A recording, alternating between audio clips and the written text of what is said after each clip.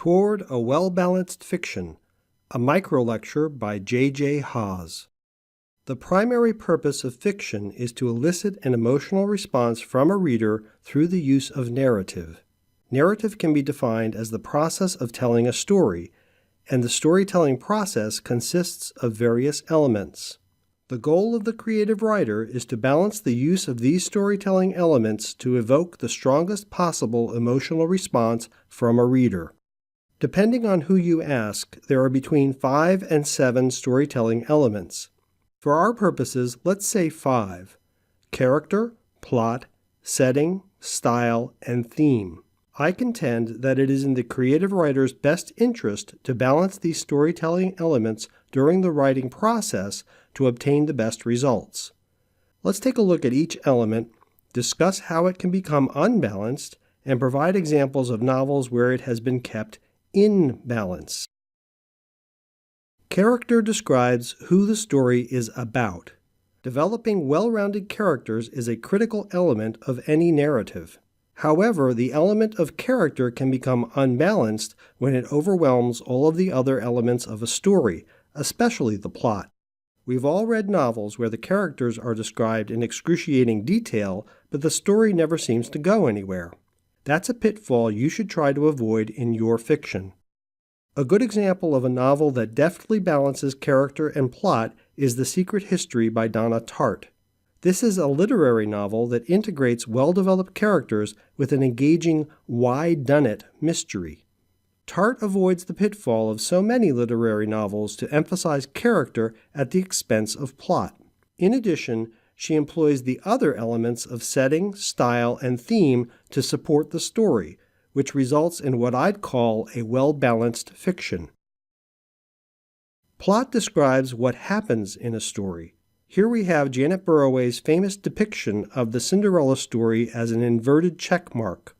Unfortunately, plot is often treated like a bastard stepchild in creative writing classes, but I would argue that it's equally as important as character, and in fact that they are inextricably linked. Just as we've all read literary novels that go nowhere, we've also read genre novels that contain a lot of frenetic activity but underdeveloped characters. If a reader can't sympathize with your characters, they simply won't care what happens to them as a result of the plot. That's another pitfall that you should try to avoid in your fiction. A good example of a thriller that takes pains to develop character is Silence of the Lambs by Thomas Harris. Make no mistake, this is a plot-centric story, as all serial killer novels tend to be. However, a ticking clock without characters you care about means that the reader never becomes invested in the story. In Harris's case, not only does he develop the characters of protagonist Clarice Starling and antagonist Buffalo Bill, but he goes one step further and fully fleshes out one of the most interesting and lasting characters of the last few decades in Hannibal Lecter. Again, Harris rounds out his story with the elements of setting, style, and theme. I see character and plot as two sides of the same coin, and you put your story in jeopardy by neglecting one for the other. Setting describes where and when a story takes place. Although setting should be an integral part of your story, it can become unbalanced when you over-describe it to the exclusion of the other elements. In other words, there's a danger of falling in love with your setting. This is a particular problem for stories set in the past or the future, historical novels that emphasize history over story, or science fiction novels that become world-building exercises gone awry. Although it's important not to neglect the setting in any story, it's equally important not to let your setting become the monster that ate all the other elements. A good example of a novel that gets the element of setting right is The Lord of the Rings by J.R.R. Tolkien. Now, there's no doubt that Tolkien was in love with Middle-earth and brought his setting to life better than any fantasy novelist before or since. However, Tolkien did not neglect the other storytelling elements in favor of his setting. In fact, I consider the relationship between the characters of Frodo and Sam to be one of the best depictions of friendship ever put to paper. I might add that it wasn't Tolkien's idea to publish all of his research notes for The Hobbit and The Lord of the Rings. He had the good sense only to include the aspects of setting that propelled his story forward. It's important for you to make sure that your setting is an organic part of your story and not the part that overwhelms everything else. Style describes the way in which the story is told, the writing itself. Although some types of fiction emphasize writing style over others, the way you tell the story is important to any type of narrative and is the primary way for your voice to be heard. Much like setting, style can become unbalanced when it overwhelms the other storytelling elements, and literary fiction is often the guilty party. I like a pretty sentence as much as the next guy, but a bunch of pretty sentences does not a story make.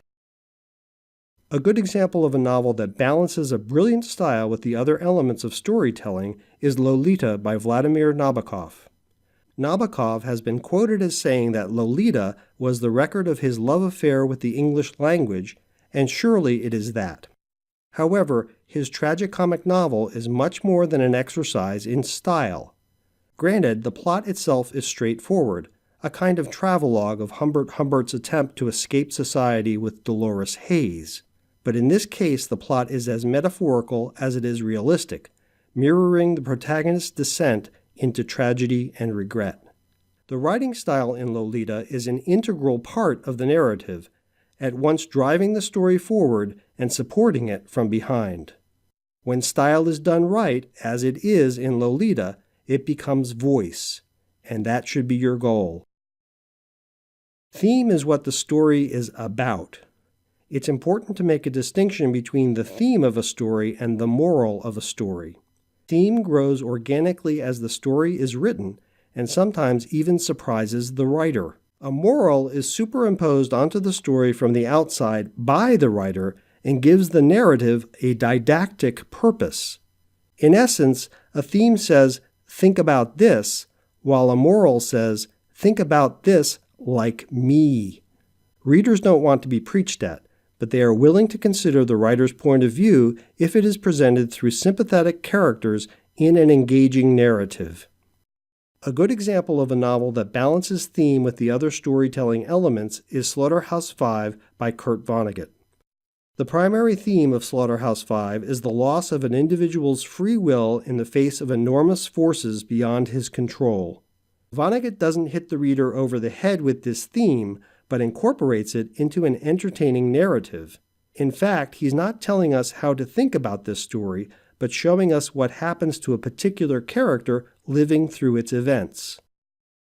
Now, you may say that a certain genre of fiction requires you to emphasize one storytelling element over the others. For example, a thriller should emphasize plot over character. While I agree in the abstract, if you totally sacrifice character to plot, you will end up with a lot of action that nobody cares about because it doesn't have a human face. You may also say that you're better at certain aspects of writing than others, such as character over plot.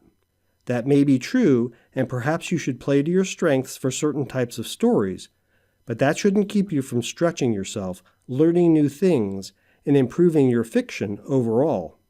I believe that the best fiction attains emotional resonance by balancing these storytelling elements, and that creative writers should keep this balancing act in mind during the writing process.